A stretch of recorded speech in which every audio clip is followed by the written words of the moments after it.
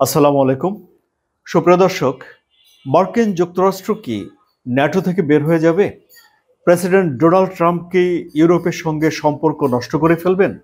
যুক্তরাষ্ট্র কি তার আমেরিকা ফার্স্ট নীতি বাস্তবায়ন করতে গিয়ে তার মিত্রদেরকে ত্যাগ করে একা একাই বড় হয়ে উঠবে? এই যে প্রশ্নগুলো, এই প্রশ্নগুলো আগেও আলোচিত হয়েছে, কিন্তু এখন একটু বড় পরিসরে আলোচিত হচ্ছে, বিশেষ করে ডোনাল্ড ট্রাম্পের সঙ্গে জেলেনস্কির ঝগড়াঝাটি, উত্তপ্ত বাক্য বিনিময়, বাকবিতণ্ডার পরে। কিংবা এমনও হতে পারে যে এই ঘটনা ঘটার পরে এ জাতীয় কথা সামনে এলেই মানুষ সেখানে মনোযোগ দিচ্ছে।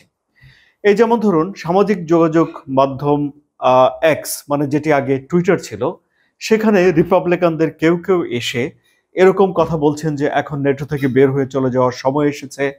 আহ, ডোনাল্ড ট্রাম্প ছাড়া আর কে নেটো থেকে যুক্তরাষ্ট্রকে বের করে নিয়ে আসতে পারবে, এরকম কথাগুলো তারা লিখছেন।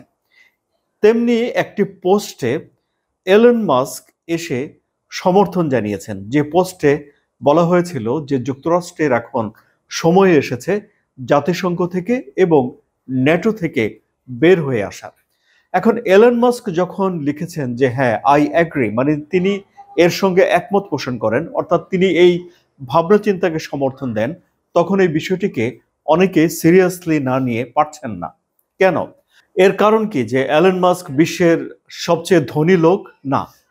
এর কারণ হলো যে ডোনাল্ড ট্রাম্পের নির্বাচনে এলন মাস্ক ব্যাপকভাবে বিনিয়োগ করেছেন এবং এরপরে ডোনাল্ড ট্রাম্প যে সরকার গঠন করেছেন সেই সরকারে এলন মাস্ক একজন গুরুত্বপূর্ণ সদস্য। প্রথম যে ক্যাবিনেট বৈঠক করেছেন ডোনাল্ড ট্রাম্প, সেই বৈঠকের মধ্যে দুজনের বিষয়ে তিনি প্রশংসা করেছেন। একজন হলেন তার পররাষ্ট্রমন্ত্রী মার্কো রুবিও এবং দ্বিতীয়জন হলেন এই এলন মাস্ক। এই এলন মাস্ককে ডোনাল্ড ট্রাম্প নতুন একটা ডিপার্টমেন্ট গড়ে, মানে নতুন একটা মন্ত্রণালয় গড়ে তার দায়িত্ব দিয়েছেন।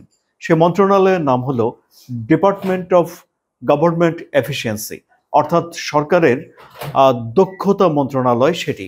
এবং এই মন্ত্রণালয়ের কাজের আওতায় সরকারি কর্মকর্তাদের উপরে ব্যাপকভাবে প্রভাব বিস্তার করতে পারছেন এলন মাস্ক। তিনি ব্যয় সংকোচনের নামে অনেক বড় বড় ফান্ড এবং অনেক পলিসির উপরে তার মতামত চাপিয়ে দিতে পারছেন, বা তিনি ডোনাল্ড ট্রাম্পের উপরে বড় পরিসরে প্রভাব রাখতে পারছেন, সেটি আমরা দেখতে পাচ্ছি। ফলে এখন অনেকেই চিন্তা করছেন যে ডোনাল্ড ট্রাম্পের উপরে তার এই যে প্রভাব রয়েছে, সেই প্রভাবের কারণে ডোনাল্ড ট্রাম্প নিজেও কি এটি ভাবেন যে এখন যুক্তরাষ্ট্রকে ন্যাটো থেকে বের হয়ে আসার সময় হয়ে এসেছে? এই নিয়ে কথাবার্তা বলার আরো কারণ থাকতে পারে যে ডোনাল্ড ট্রাম্পও বিভিন্ন সময়ে এই ন্যাটো সম্পর্কে নানা রকম বিরূপ মন্তব্য করেছেন। যেমন এটি সর্বজন বিদিত যে ন্যাটো পরিচালনা করার জন্য যে খরচ, 6 ভাগের 1 ভাগ খরচ যুক্তরাষ্ট্র দেয়, এবং এই খরচ কমানোর পক্ষে ডোনাল্ড ট্রাম্পের অবস্থান জোরালো। ডোনাল্ড ট্রাম্প তাগাদা দিয়ে আসছেন ন্যাটোভুক্ত দেশগুলোকে তারা যেন তাদের জিডিপির অন্তত 5% সামরিক খাতে ব্যয় করে। কিন্তু এখনো পর্যন্ত পোল্যান্ড ইউরোপীয় দেশ হিসেবে আমরা দেখতে পেয়েছি সে তার সামরিক ব্যয় তার জিডিপির 4.47% ব্যয় করতে পেরেছে। এমনকি যুক্তরাজ্য পর্যন্ত এখনো তার জিডিপির 2.5% ব্যয় সামরিক খাতে করতে পারছে না। ফলে ডোনাল্ড ট্রাম্পের এই যে প্রতিষ্ঠান, তার উপরে যে তিনি খুব মহা খুশি, এমনটি ভাবারও কোনো কারণ নেই। আবার রাশিয়ার সঙ্গে তার ভালো সম্পর্ক, ইউরোপের সঙ্গে তার মোটামুটিভাবে একটু দূরত্ব তৈরি হয়ে যাওয়া, এইসব বিষয়গুলো মাথায় রাখলে ন্যাটোকে নিয়ে যুক্তরাষ্ট্রের ভাবনা অবশ্যই একটা গুরুতর বিষয় হয়ে দাঁড়ায়। এখন প্রশ্ন হলো যে যদি ডোনাল্ড ট্রাম্প ন্যাটো ত্যাগ করেন তাহলে বিষয়টি কি দাঁড়াবে? সেটি একটা মোটামুটিভাবে বিপর্যয় হবে ইউরোপের জন্য। কারণ হলো যে এই যে ন্যাটো তৈরি করা হয়েছিল, এই ন্যাটো তৈরি করার ফিলোসফি হলো যে একটি ন্যাটোভুক্ত দেশের উপরে যদি কেউ হামলা করে তাহলে ন্যাটোভুক্ত সব দেশ সম্মিলিতভাবে তা প্রতিহত করবে।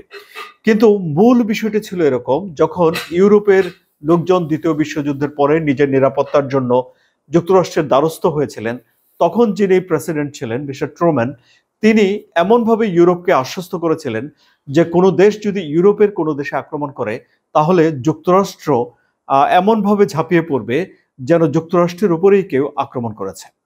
ডোনাল্ড ট্রাম্প কি এখন ইউরোপের জন্য ঠিক সমান মানসিকতা ধারণ করেন, বহন করেন? ন্যাটো থেকে যদি যুক্তরাষ্ট্র চলে যায় তাহলে ন্যাটোতে টাকা সরবরাহ কমবে, যুক্তরাষ্ট্র যে খরচ দেয় সেই খরচ সেখানে কম হবে, ফলে ইউরোপের দেশগুলোকে এই সংগঠন টিকে রাখার জন্য ব্যাপক পরিমাণে ব্যয় বাড়াতে হবে এবং ইউক্রেন যুদ্ধের উপরে এর বিপর্যয়কর প্রভাব পড়বে। ইউক্রেনের গোলাবারুদ ফুরিয়ে যাবে এবং যুদ্ধের সক্ষমতা হারাবে। ইউরোপের অনেক দেশ তাদের আর্মি, তাদের গোলাবারুদ নিজ দেশে বসিয়ে রাখতে হবে। অর্থাৎ এটি ইউরোপের জন্য অত্যন্ত খারাপ একটি দিক হিসেবেই সামনে আসবে যদি ন্যাটো থেকে যুক্তরাষ্ট্র চলে যায়। ফলে অনেকে চিন্তা ভাবনা করেন এরকম যে ন্যাটো চুক্তিটা যুক্তরাষ্ট্রের জন্য আসলে এত গৌরবজনক কিছু নয়, কিন্তু ইউরোপের জন্য এটি একটি প্রয়োজনের বিষয়। এখন প্রশ্ন হলো যে ডোনাল্ড ট্রাম্পকে চাইলেই ন্যাটো থেকে যুক্তরাষ্ট্রকে বের করে নিয়ে আসতে পারবেন? এককভাবে প্রেসিডেন্ট হিসেবে তিনি তার ক্ষমতা ব্যবহার করে ন্যাটো থেকে যুক্তরাষ্ট্রকে বের করে নিয়ে আসতে পারবেন না। কারণ হলো জো বাইডেনের সময়ে যুক্তরাষ্ট্রে একটা আইন হয়েছে, যে আইনে বলা হয়েছে যে যদি সিনেটের 2/3 ভোট পান কেউ, কিংবা হাউস অব রিপ্রেজেন্টেটিভে একটা আইন করা হয়, তাহলে কেবলমাত্র ন্যাটো থেকে বের হয়ে আসা সম্ভব। তাহলে এই ক্ষেত্রে ডোনাল্ড ট্রাম্প কি করতে পারেন? তিনি ন্যাটোকে আন্ডারমাইন করতে পারেন এবং ন্যাটোতে তিনি ইনঅ্যাক্টিভ হয়ে যেতে পারেন। সেগুলো একই ধরনের সমস্যা তৈরি করবে। কিন্তু ন্যাটো থেকে যদি যুক্তরাষ্ট্র বের হয়ে আসে, তাহলে তা কি যুক্তরাষ্ট্রের জন্য লাভজনক হবে না যুক্তরাষ্ট্রের জন্য ক্ষতিকর হবে? অবশ্যই এটি যুক্তরাষ্ট্রের জন্য ক্ষতিকর হবে। কারণ যেখানে যেখানে যুক্তরাষ্ট্র তাদের সেনা রেখেছে এবং যুক্তরাষ্ট্রের যারা অংশীদার, যারা পার্টনার, নিরাপত্তার জন্য যারা যুক্তরাষ্ট্রকে বন্ধু হিসেবে মনে করে, তারা যখন দেখবে যে জোটে যুক্তরাষ্ট্রকে পাওয়া যায় না, নিরাপত্তার জন্য যুক্তরাষ্ট্রকে পাওয়া যাবে না, বা সামরিক সহায়তার জন্য যুক্তরাষ্ট্রকে পাওয়া যাবে না, তখন বিশ্বের বিভিন্ন ঘাঁটিতে যুক্তরাষ্ট্রের প্রবেশাধিকার বন্ধ হয়ে যেতে পারে এবং নিরাপত্তার জন্য তখন ওই দেশগুলো চীন কিংবা রাশিয়া কিংবা অন্য কোনো দেশের দিকে ঝুঁকে যেতে পারে, কিংবা নিজেরা আলাদা জোট গঠন করে ফেলতে পারে, যা যুক্তরাষ্ট্রের জন্য খুব একটা যে ভালো হবে তা কিন্তু নয়, সুপ্রিয় দর্শক। আবার এমনও হতে পারে যে এমন একটা পরীক্ষিত জোট থেকে যদি যুক্তরাষ্ট্র বের হয়ে চলে যায়, তাহলে যুক্তরাষ্ট্র নতুন নতুন এলাকায় যেসব জোট করবে, যেমন ইন্দো প্যাসিফিক, যেমন কোয়াড, এ ধরনের নতুন যেসব জোট যুক্তরাষ্ট্র করতে যাবে, সেখানেও একটা আস্থার সংকট থেকেই যাবে। এবারে আসি সুপ্রিয় দর্শক, জাতিসংঘ থেকে যুক্তরাষ্ট্রের বের হয়ে যাওয়ার প্রসঙ্গ নিয়ে। এটিও আলোচিত হচ্ছে।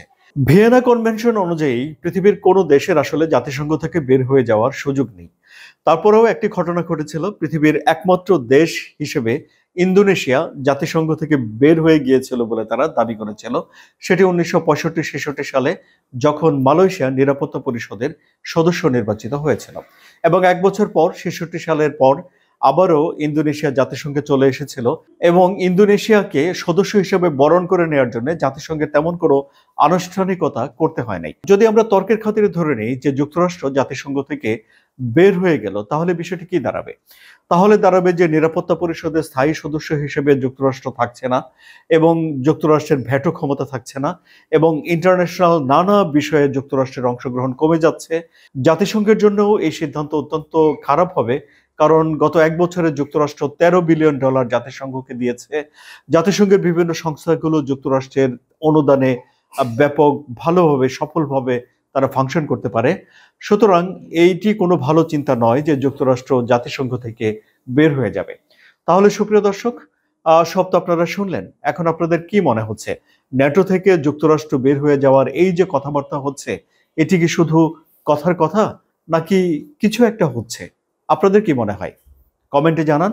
আর এই আলোচনা ভালো লাগলে সাবস্ক্রাইব করে সঙ্গেই থাকুন। ধন্যবাদ সবাইকে।